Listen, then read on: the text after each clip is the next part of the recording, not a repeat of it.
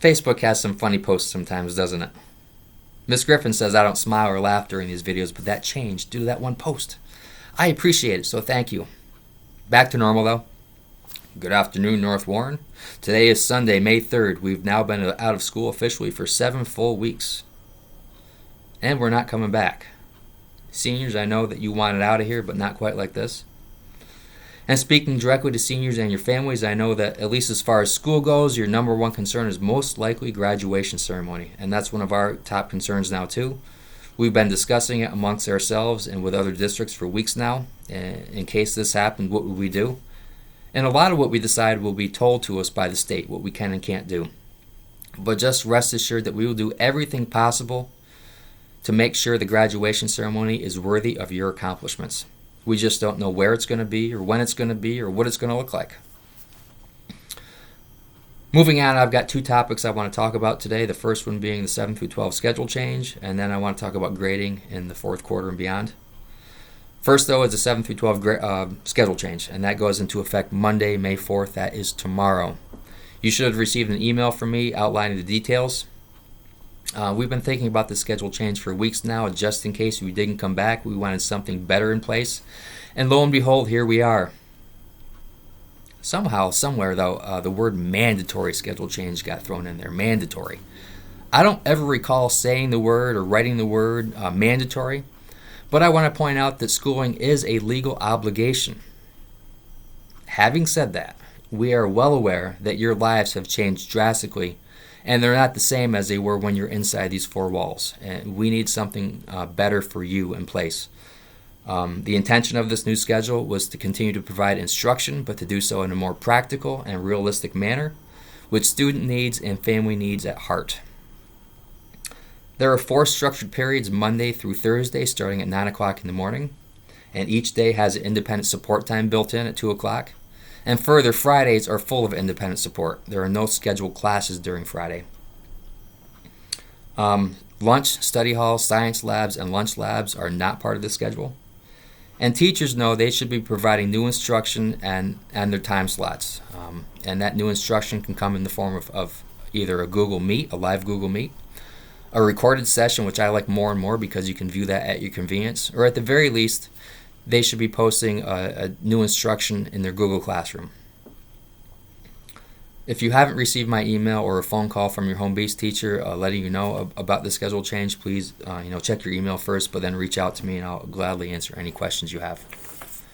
Second topic is grading in the fourth quarter, and I'm going to talk about the 5-week mark, the fourth quarter grades, and then final grades for the year. We've been thinking about this and talking about it for weeks and weeks, it seems, and just when we thought we were close to a plan, another wrench was thrown in, but we think we've ironed out all the kinks now, and so here it is. I'm going to start with the 5-week grades.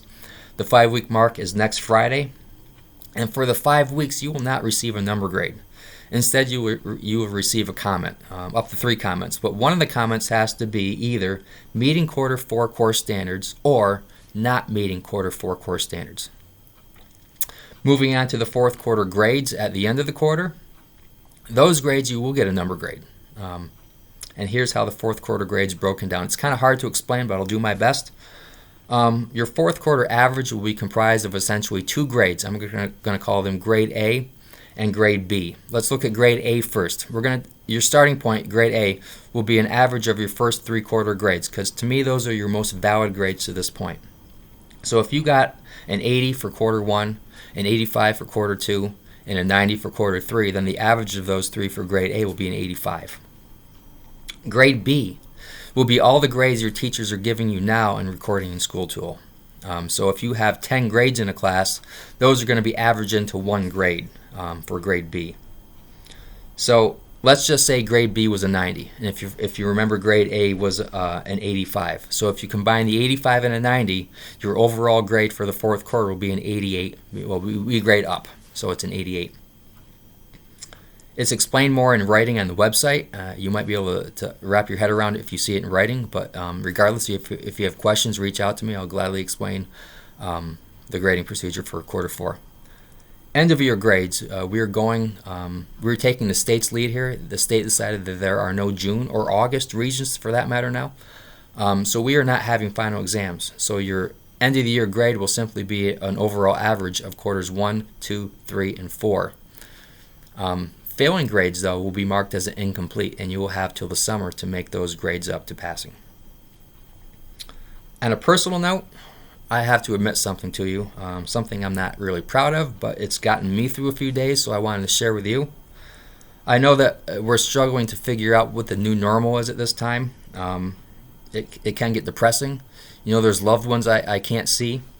Our empty hallways and classrooms in school are depressing, and not seeing Mr. Welch every day is just devastating. And just really the uncertainty of everything these days. Well, I've got one word that's helped me through quite a bit. It's put a smile on my face, even more than that Facebook post. Anyways, that one word, are you ready for it? That one word is disco. And as cheesy as it sounds, disco has been making me smile. My go-to songs have been September by Earth, Wind & Fire and Stayin Alive by the Bee Gees. And I really think the juniors need to consider disco as their prom theme for next October. That's it. That's all I've got. Make healthy choices and good day.